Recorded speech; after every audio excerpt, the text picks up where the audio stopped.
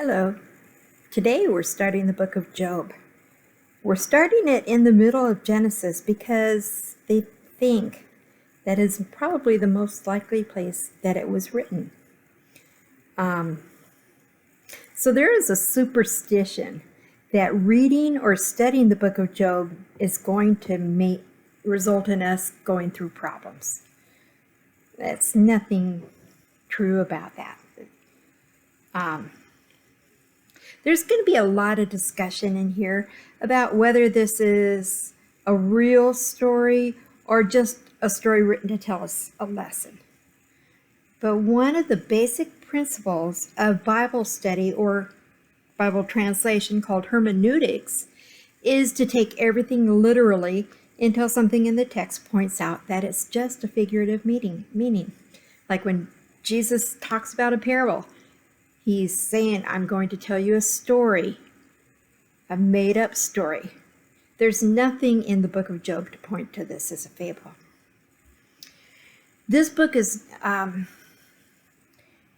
understood to be a masterpiece of Hebrew poetry and Western literature. It's classified as wisdom literature. The author, date, and place of Job, we don't know any of that for sure. Maybe Job writes about it himself. Judging by the style of Hebrew it uses, many scholars feel this is the oldest book of the Old Testament. Job seems to live in early times, but there are no historical events recorded in here, so we cannot place a specific time on it. But we see that the sacrifice is offered by the head of the family, Job, rather than a priest. So it would probably put it before Moses. In fact, some people feel that Jobab, who is mentioned in Genesis 10:29, could be Job, which would put him somewhere between Noah and Abraham. In early versions of the scriptures, Job was placed after Deuteronomy. It wasn't until 1545 AD that it was moved to where it currently is. The text of Job is so old that sometimes it's hard to figure out exactly the meaning of the words that are written, yet the general meaning is clear. There are over 100 words in Job that we see in no other book of the Bible. The book of Job is about an epic war, but there's no city, there's no armies, there's no conquering, no battles are won or lost, no nations founded. The whole conflict takes place in an ash heap, virtually a garbage dump outside a village. It's an inner war, a struggle to make sense of some of the deepest questions of life. And these questions are around today. This isn't just about one man's suffering and pain, although that's definitely there. Job's problem is not so much financial or social or medical, and all those issues are there. His central problem is theological. God doesn't act the way that the world thinks he should act. This isn't a book of solutions. It's a revelation of Job's experience. So Job starts with a narrative style, and it will end with a narrative style, but in between is prose, poetry.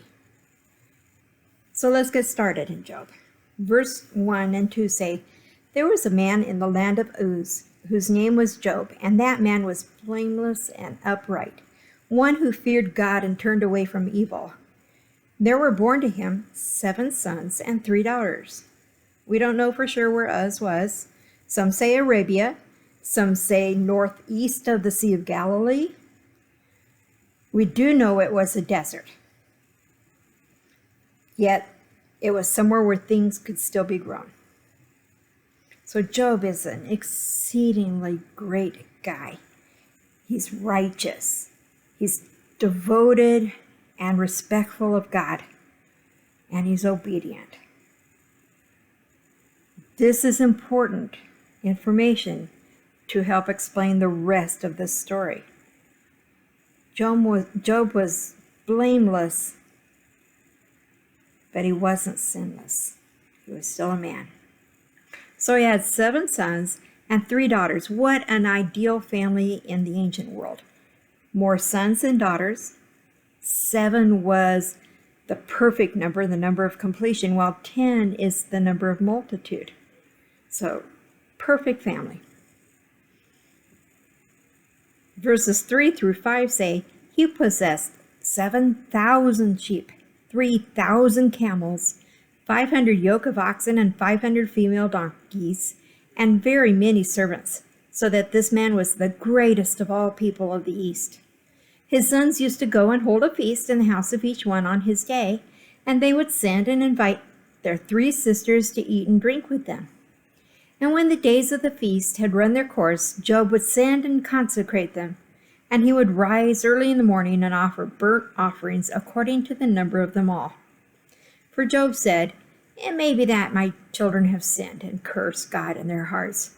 Thus Job did continually. This is a society where status and wealth are measured on the size of a family, and he has a good-sized family with impressive wealth and status. And he had a lot of sheep, 7,000 sheep. That's a lot. And he had lots of other things, camels and oxen and female donkeys and servants. His what he has describes a semi-nomadic existence. So he probably lived and traveled. But by any measure, he was an affluent man. He was prominent. Later, we'll see what he does with this wealth. His family has a close relationship. The idea is that his family is blessed because Job was blessed. It also shows that these are grown children because the sons have their own home. The sisters must be unmarried because the brothers call them to their homes to celebrate with them. So they probably lived with their mother. Talks about they gather at each one's home on his day. On his day could be his birthday. It could be on the day that he becomes a man. Or it could be an annual feast day. Or something else. There's some that say that Job wasn't happy with his children's behavior, and that's why he does the offering at the end of this section. He didn't feel they respected God. Rather than helping people, they were partying, and they were greedy and drinking lots of wine. That's some people's speculations. Others say it's not like they were partying in a bad way. They were together. It doesn't say they were doing anything bad. In fact, Charles Spurgeon uses this verse to say, God wants us to be together and celebrate with other believers. He loves us to celebrate. So this is the place where it talks about Job. He's acting as a priest when he's giving these sacrifices. So it probably points to a time before Moses.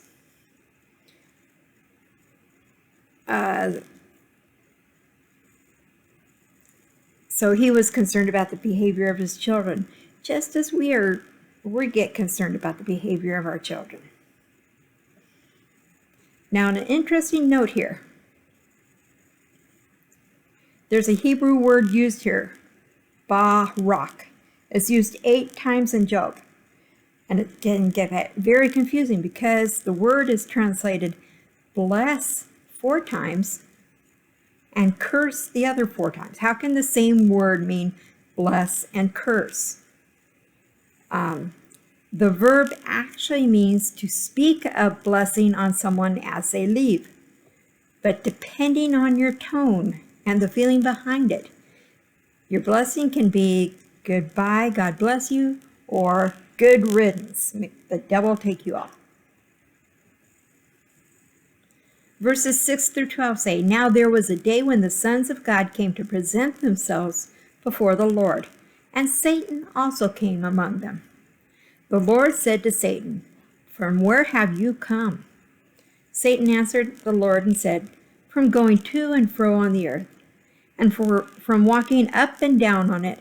And the Lord said to Satan, Have you considered my servant Job, that there is none like him on the earth, a blameless and upright man, who fears God and turns away from evil?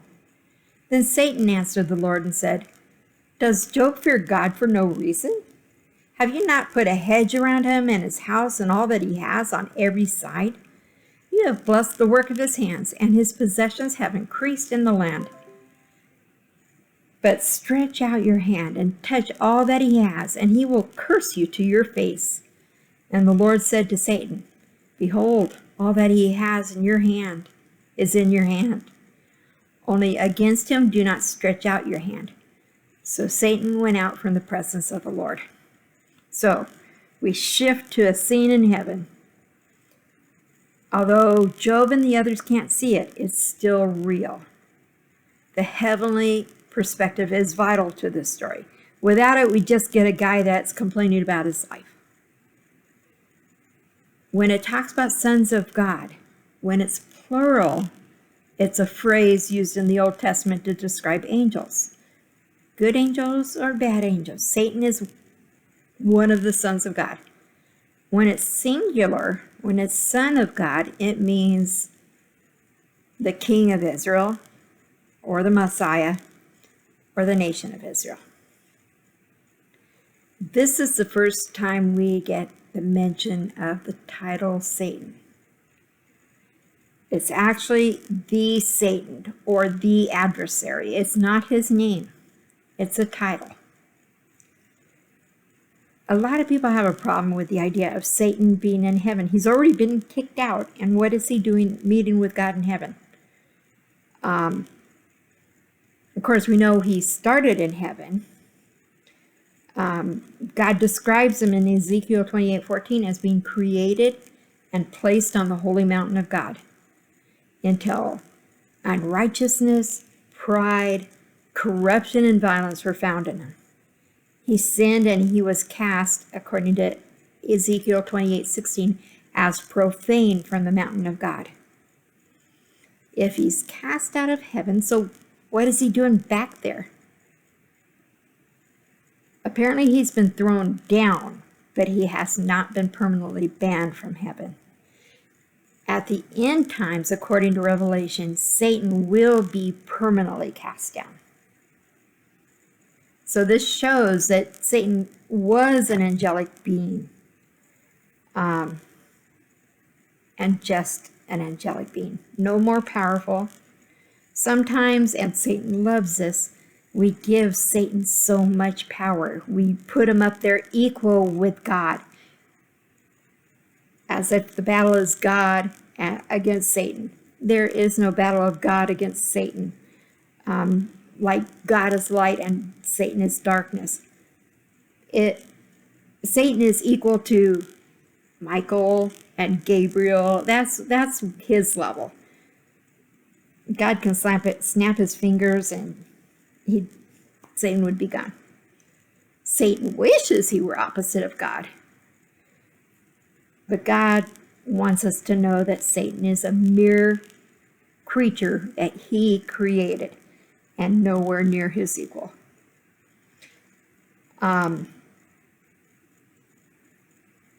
It also shows that Satan still has access to God. And again, one day, according to Revelation 12:9, he is going to lose that access. He's going to be restricted to the earth. But for now, he's allowed to God's presence for God's purposes. When God says, "From where have you come?" That's actually a Hebrew idiom saying, meaning, what do you want?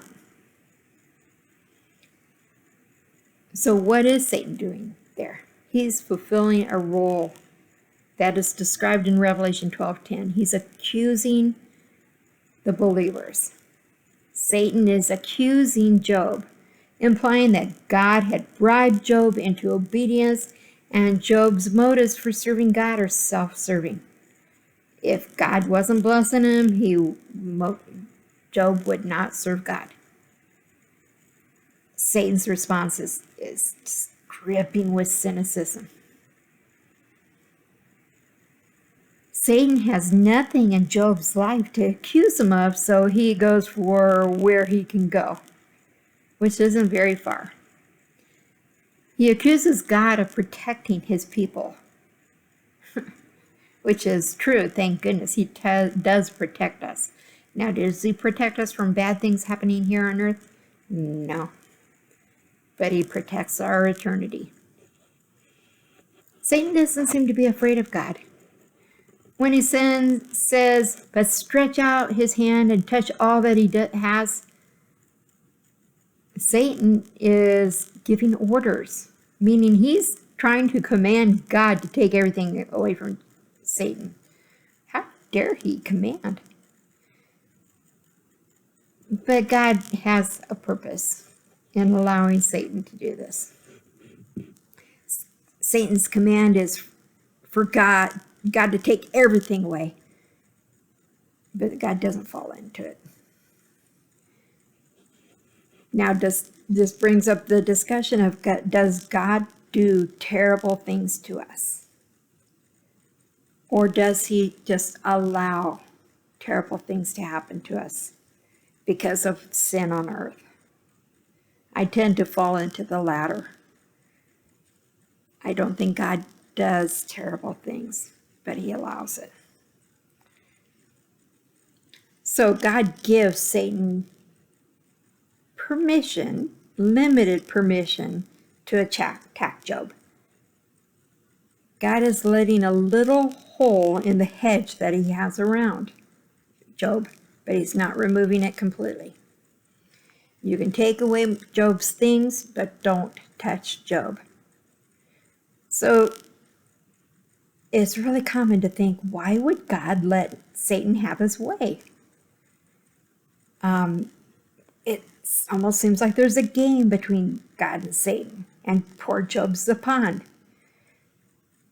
God is not meaninglessly allowing this.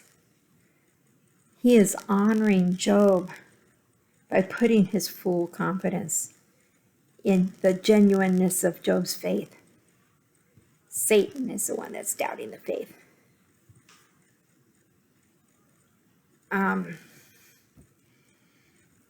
So verses 13 through 19 say, now there was a day when its sons and daughters were eating and drinking wine in their oldest brother's house. And there came a messenger to Job and said, the oxen were plowing and the donkeys feeding beside them, and the Sabaeans fell upon them and took them and struck down the servants with the edge of the sword, and I alone have escaped to tell you. While he was yet speaking, there came another and said, the fire of God fell from heaven and burned up the sheep and the servants and consumed them, and I alone have escaped to tell you. While he was yet speaking, there came another and said, the Chaldeans formed 3 groups and made a raid on the camels and took them and struck down the servants with the edge of the sword, and I alone have escaped to tell you. While he was yet speaking, there came another and said, your sons and daughters were eating and drinking wine in their oldest brother's house. And behold, a great wind came across the wilderness and struck the 4 corners of the house. And it fell upon the young people, and they are dead, and I alone have escaped to tell you. Wow, within hours, Job is hit with tragedy after tragedy.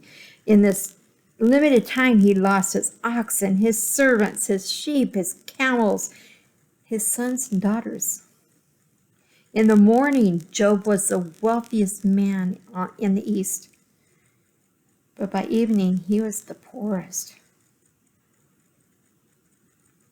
Satan is going to maximize his attack on us just as he did on Job, looking for the weakest point. Think about how Satan can tempt you or can affect you. It may not be something that would affect me. And what affects me, what Satan might use against me, might have no effect on you. He looks for ways to get a foothold in our lives. These tragedies for Job come from so many different causes. We kind of learn about how Satan works here. He didn't force godly Sabaeans and Chaldeans to do things against Job that they didn't want to do. He accomplished his evil purposes by working through the evil character of those fallen men. We also learn that Satan must have some kind of influence over the weather, or he could imitate a phenomenon usually associated with God, like the wind. The servants of Job thought that God sent this fire, or God only allowed it. So it shows at least some of the time Satan has to work in such a way that it's blamed on God. Satan chooses such a cruel time to attack Job's children in the middle of a party. We already know that Job spent his time praying and sacrificing for his children during these times. Yet these prayers didn't prevent the attack, didn't prevent the catastrophes. This made it all the more problematic and troubling for Job. Verses 20 through 22. Then Job arose and tore his robe and shaved his head and fell on the ground and worshipped. And he said, naked I came from my mother's womb, and naked shall I return. The Lord gave, and the Lord has taken away. Blessed be the name of the Lord. In all this, Job did not sin or charge God with wrong. Of course, Job mourns, and that's okay. He had lost his sons and daughters, and his servants, and a lot of wealth. It was a time of mourning. But in the midst of all this, Job turns to God and worships him. What? Is that a normal reaction? To worship God in the middle of tragedy? That's exactly what Job does. Just because God doesn't do what we want doesn't mean he's not worthy of worship. And Job recognizes that. Job looked at the situation in a godly and wise way. He understood he came into the world with nothing, so everything he had was a blessing from God. We need to look at everything we get from God as a gift.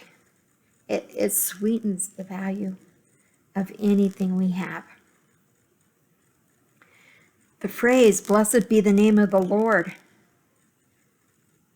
What faith that takes to say that in the midst of personal, devastating tragedy. Job was right to understand that God was ultimately behind all things, even if Satan was the one taking the action. Well, Satan's first strategy isn't working. Job didn't give in to fear. He didn't give in to panic. Job made his stand against pride, and he humbled himself before God. He made his stand against despair, and he saw the hand of God even in catastrophe. Remember, Satan's goal was to get Job to curse God. No, he is worshiping and blessing God. Satan's run into a man that loves God more than his possessions. Can that be said of us? What we don't see, at least yet, is any kind of comfort coming from God. But God is still there. He's giving Job strength. Tomorrow we'll look at Job 2. Continue on the story of this great man of faith.